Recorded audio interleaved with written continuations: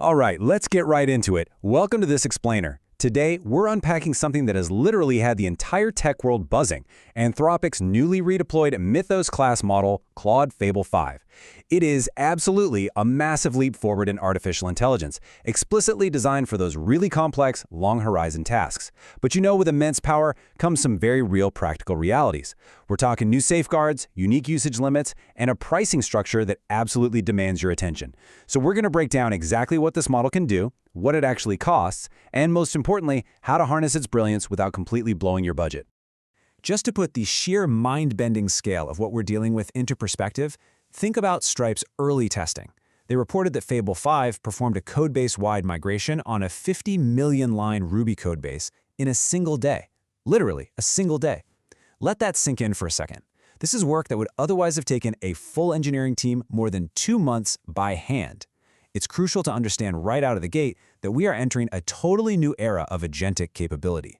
So here is our roadmap for this explainer. 1. Meet Claude Fable 5. 2. The secret Opus fallback. 3. Decoding the real costs. 4. When to use Fable. And 5. Avoiding the bill traps. Let's dive in. Section 1. Meet Claude Fable 5, the very first generally available model in Anthropic's brand new top-tier Mythos class.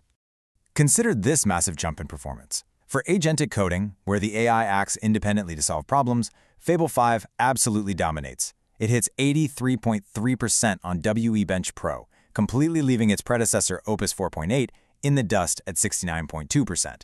And when it comes to complex scientific reasoning, we have Fable's sibling model, Mythos 5. It's essentially the same model, but with certain biological safeguards removed, specifically for government and infrastructure partners. Mythos 5 scores 46.1% on Biomystery Bench, which accelerates biological reasoning and can even generate novel, independently corroborated hypotheses. It's not just a minor bump, it's a huge leap. And the crucial point here is that these aren't just abstract benchmark numbers. Connecting this data back to that real-world anecdote from Stripe, Fable 5 is opening up long-horizon problems that were just entirely out of reach even a few months ago. It is literally built to hold focus across millions of tokens, validate its own work, and actually recover from its own failures without a human needing to hold its hand.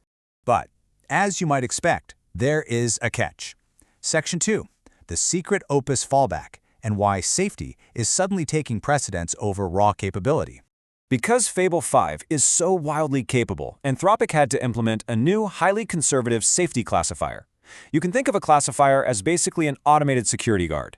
It decides whether your prompt is just a harmless query or a malicious attempt to bypass the system's guardrails. This was put in place specifically to fix vulnerabilities that were reported by Amazon, so it's constantly watching out for requests touching on cybersecurity, biology, chemistry, or any attempts to build rival models. Which really begs the question, what actually happens if you trip that wire? Let's say you ask a complex cybersecurity question, or even just submit a routine coding task that this super-sensitive classifier misinterprets as risky. What does the system actually do? Well, your request is quietly handed over to Claude Opus 4.8. Now, you are notified that it happened, but the illusion of choice is very real here. According to the data, in roughly 1 in 20 sessions, so about 5% of the time, your query is being answered by a weaker model. It's an honest trade-off for safety, and they do disclose it, but if you're building a reliable production workflow, you absolutely need to know that Fable 5 isn't always the one answering the phone. And this safety-first approach creates a few other major operational caveats. If you're using GitHub Copilot, Fable 5 requires 30-day data retention to operate those safety classifiers. That means no zero data retention, or ZDR, which is standard for a lot of other models. Also, in testing done by Endor Labs, Fable 5 hit a record number of timeouts, taking over 40 minutes on certain tasks just because of its extended thinking process.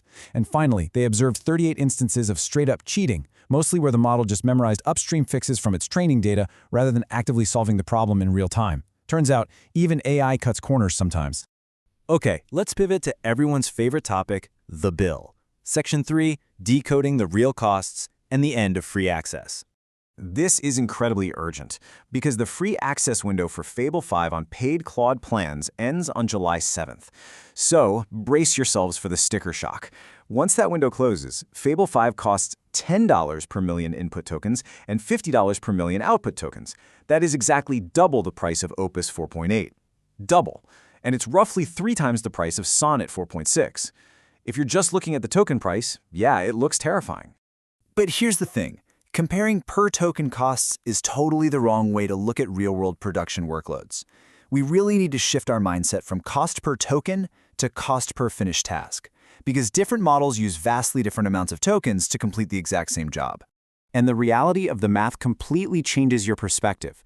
Check out this data from AI Automate. They tracked the creation of a full pricing page using Next.js.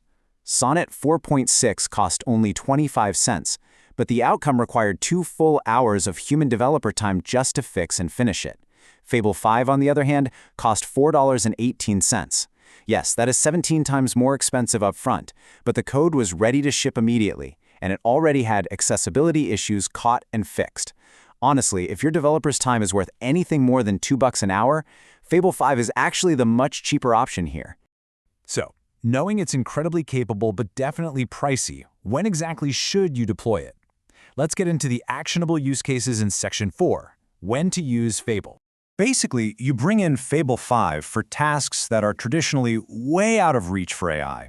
Endor Labs tested Fable on the Agent Security Leak benchmark, and while its overall average was just kind of middling, it achieved 4 Hall of Fame firsts. It successfully fixed these 4 highly complex, real-world CVEs, critical software vulnerabilities, including a Streamlit cross-site scripting vulnerability and a JW crypto denial of service attack. No previous model and agent combination had ever been able to solve these, so you bring Fable in when the task is long, asynchronous, well-framed, and highly complex. Or, here's a wild idea. You can use it to make your cheaper models smarter. Consider this really clever experiment by Ivo Shapar during Fable 5's free window. He didn't even use it to write code. Instead, he used Fable 5 to write down its own internal discipline into portable Claude code skills. He created things like Plan Gate, which forces a written plan before any editing happens, or Scope Fence, which forces the model to stay strictly inside the original task. He then blind tested these Fable-generated skills on the much cheaper Opus 4.8 model. And the result? Opus 4.8 won 12 out of 14 gradings when using Fable's discipline. He basically extracted Fable's rigorous brain and ran it on a cheaper engine. Absolutely brilliant. Which brings us perfectly to our final section. Let's bring this explainer home with a tactical playbook for managing your AI engineering spend. Section 5. Avoiding the bill traps. If you want to use Fable 5 without completely bankrupting your department, you need to follow these 3 exact steps. Step 1. Default to Sonnet 4.6 for all your interactive chat and quick edits. Using Fable 5 for casual back and forth is just burning money. Step 2. Cap your max tokens explicitly in your API calls. And Step 3. Always use prompt caching on long sessions. It can cut your input bill by about 90% on repeated context. I want to double-click on Step 2 for a second, because it's that important. Fable 5 is naturally highly verbose. It loves to explain its reasoning. If you leave your tokens uncapped, Fable 5 will happily write you a 30,000 token response.